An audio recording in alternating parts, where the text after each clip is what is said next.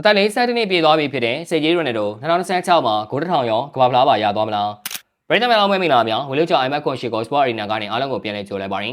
ဒီနေ့ကတော့ကမ္ဘာဘောလုံးလောကရဲ့ကနဝင် icon ဖြစ်တဲ့ရိုနယ်တိုရဲ့အသက်40နှစ်ပြည့်မွေးနေ့ပဲဖြစ်ပါတယ်အသက်40နှစ်ဆိုတော့ဘောလုံးသမားတော်တော်များများအတွက်အနားရမယ့်အချိန်ဖြစ်ပေမဲ့ရိုနယ်တိုကတော့လူငယ်တွေနဲ့အပြိုင်လှုပ်ပြနေစေပါပြီဒီနေ့မွေးနေ့ကတော့တခြားနေ့တွေနဲ့မတူဘဲနည်းနည်းတော့ထူးခြားနေလို့ပြောမှာပါဘာလဲဆိုတော့သူလည်းရှိကစားပေးနေတဲ့ NSR အသင်းနဲ့ပြဿနာတွေတက်နေလို့ပါပဲရဲဒို NSR အသင်းနဲ့2028ခုနှစ်နွေရာသီအထိစာချုပ်ချုပ်ဆိုထားတာဖြစ်ပါတယ်။သူရဲ့စာချုပ်ဟာတကယ်ကိုမြုံနိုင်စရာကောင်းလောက်အောင်မြန်မာပေါ်နဲ့ပမာဏဖြစ်ပြီးဒီနေ့ကိုပေါ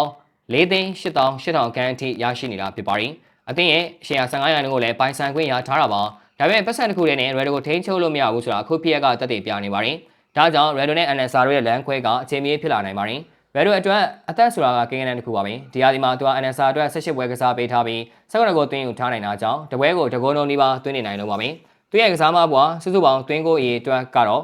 962ဂိုးကြီးရှိနေပြီဖြစ်ပါတယ်။ဂိုးတစ်ထောင်ပြေးဖို့အတွက်နောက်ထပ်39ပဲလိုပါတော့တယ်။ဒါပေမဲ့အခုလိုအသင်းနဲ့ပြဿနာဖြစ်ပြီးပွဲမကစားပဲနေတာကသူ့ရဲ့ရည်မှန်းချက်ကိုနှောင့်နှေးစေပါတယ်။ Red ကဘောလုံးသမားသက်သက်မဟုတ်တော့ပဲသူကိုယ်တိုင်ကအောင်မြင်တဲ့ brand တစ်ခုဖြစ်နေပါပြီ။အသက်40နှစ်မှာသူကဘောလုံးကွင်းထဲကနေမနက်ဖြန်အနားယူလိုက်ရင်တော့သူ့ရဲ့စီးပွားရေးမှာသူ့ကိုကမ္ဘာ့ချမ်းသာသောပုဂ္ဂိုလ်တစ်ယောက်အဖြစ်ဆက်လက်တည်ရှိစေမှာပါ။2015ခုနှစ်စက်တင်ဘာမှာသူကကမ္ဘာပေါ်မှာပထမဆုံးအဖြစ်လူမှုကွန်ရက်အားလုံးပေါင်းမှာ follower 1 billion ပြည့်တဲ့သူဖြစ်လာခဲ့ပါတယ်။ဒါရုပ်သံလိုင်းတွေထက်တောင်လူကြီးများတဲ့အင်အားတစ်ခုဖြစ်နေတာပါစီးပွားရေးအရာကြည့်မယ်ဆိုလို့ရှိရင်လေသူ့ရဲ့စီးပွားရေးလုပ်ငန်းတွေထဲမှာဖနက်အဝတ်ထဲရင်မွေးကနေစလို့ CR7 Pastana Hotel လုပ်ငန်းတွေအထိပါဝင်ပါတယ်အထူးသဖြင့် Madrid, New York, Lisbon အစရှိတဲ့မြို့ကြီးတွေမှာသူပိုင်တဲ့ဟိုတယ်တွေကအရင်နာမည်ကြီးပါတယ်ဒါအပြင် Chefin နဲ့ပူးပေါင်းထားတဲ့ဂျင်းလုပ်ငန်းတွေကလည်းဥရောပတစ်ခွင်မှာအောင်မြင်နေတာပါသူက Nike, Herbalife, Clear, Venice, Dash,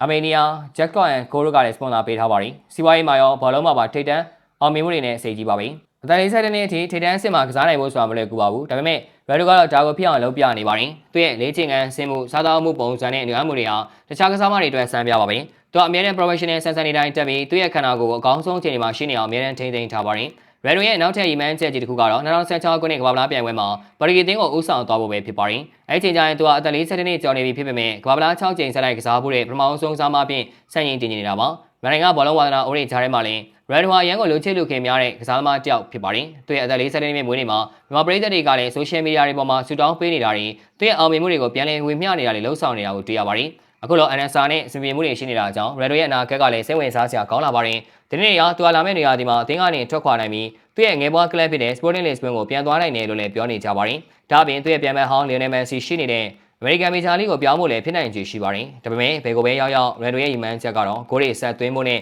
စံရင်တွေချိုးဖျက်ဖို့ပဲဖြစ်မှာပါ။စေကြီးအနေနဲ့2016ထဲမှာသူရဲ့ဂိုးထောင်ရည်မှန်းချက်ကိုရောကမ္ဘာ့ဖလားချန်ပီယံရည်မှန်းချက်ပါပြည့်မြောက်ပါစေလို့စတောင်းပေးလိုက်ရပါတယ်။ဟုတ်ကဲ့ပါဗျာဗီဒီယိုကတော့ပါပဲ။နောက်နေ့မှာလည်းအားကစားနဲ့ပတ်သက်တဲ့သတင်းအကြောင်းတွေကိုတင်ဆက်ပေးတော့မှာဖြစ်တာကြောင့်ကျွန်တော်ရဲ့ page ကို like and follow လုပ်ပြီးဒီဗီဒီယိုလေးကိုလည်း share ပေးကြပါအောင်လို့ပြောရင်းနဲ့ညီကုန်းချုပ်လိုက်ရပါတယ်ခင်ဗျာ။